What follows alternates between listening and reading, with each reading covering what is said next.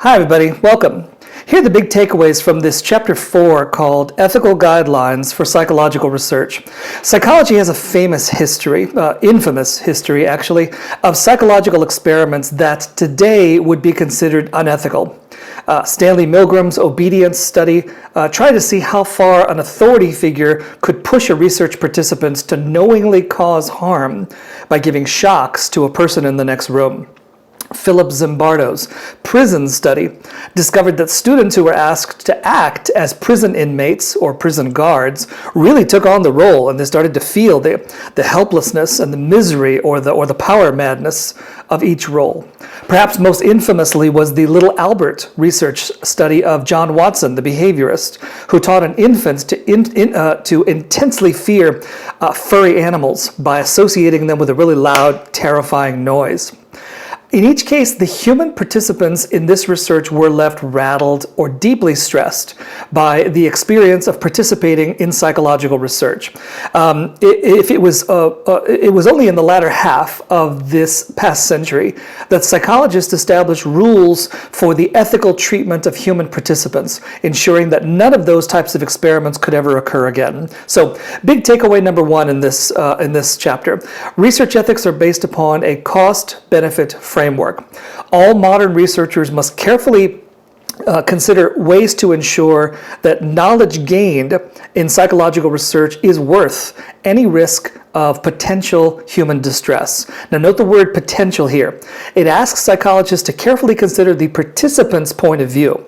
Individual researchers, perhaps eager to gain access to a particular group, may genuinely not see that their research plans are unethical. It's like they have a blind spot.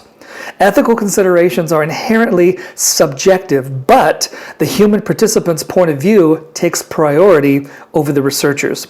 Now, this is especially important in clinical research with mental health patients in a clinic or in a hospital setting. These people, by their diagnosable disorder, are especially vulnerable to unintended influence or pressures that can make them agree to participate in research or to give certain answers or to give positive answers. In this case, ensuring participants feel the freedom to participate and their comfort increases the likelihood that the psychologist will be gathering valid data. By the way, this also decreases the likelihood of measurement error discussed a couple of chapters ago. Second big takeaway from this chapter: be sure you know the central ethical concerns for any psychological research involving human participants, also known as human subjects. Any active researcher has an ethics committee that oversees the conduct of their research. Think of it like a third party who reviews the written description of the planned research study. In particular, the review board is looking for four things. Number one, informed consent, and this happens before the experiment begins. After the participant has received an explanation of the tasks involved in the study, he or she must provide written consent to participate, with few exceptions. The psychologists do not have to say the true purpose of the research, just the tasks involved. That wording is important. The actual goals of the study can be withheld, as if in what are called deception studies that we'll discuss later. Truth is, some psychological research simply cannot gather naturally occurring valid data.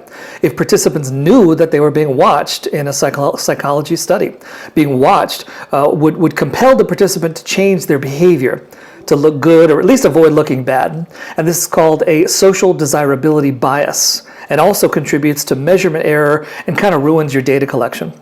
The second thing a review board is looking for is discontinuing participation. That ensures the participant is volunteering at all times. They can quit if they want to. The third thing the review board is looking for is confidentiality. Psychologists tend to ask questions about private, intimate matters such as stressors, anxieties, fears, and private behaviors.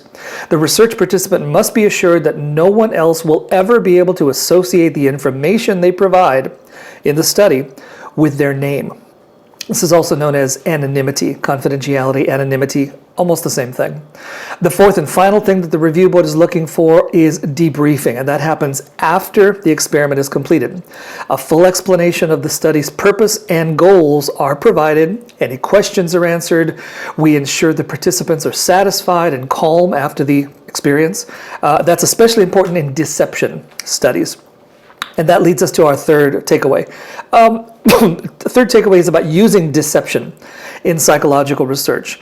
Many psychology experiments involve elaborate setups, especially in social psychology, where participants think that one thing is happening, but actually something else is being measured. Using deception is meant to control participant reactivity, or the participant's negative reaction. Knowing that you're in a research study or being watched might compel the participant to just change their behavior, to look good, or at least to avoid looking bad. Some psychological research simply cannot gather naturally occurring valid data if the participant knew that they were being watched. So deception is used sometimes. So in summary, the big takeaways from Chapter 4, called Ethical Guidelines for Psychological Research, are these. Number one, psychology has an unfortunate history of famous unethical research studies that made us create ethical guidelines to ensure that the potential value of a study greatly outweighs its potential damage to a participant. Number two, be sure you know the 4 central ethical concerns for any psychological research involving human subjects. Human participants. Number 3, deception is used in some research studies to control participant reactivity. In those cases, if a participant knew that they were being watched, psychologists simply could not gather naturally occurring valid data. Those are the big takeaways, guys, from Chapter 4, called Ethical Guidelines for Psychological Research. Thank you, everyone.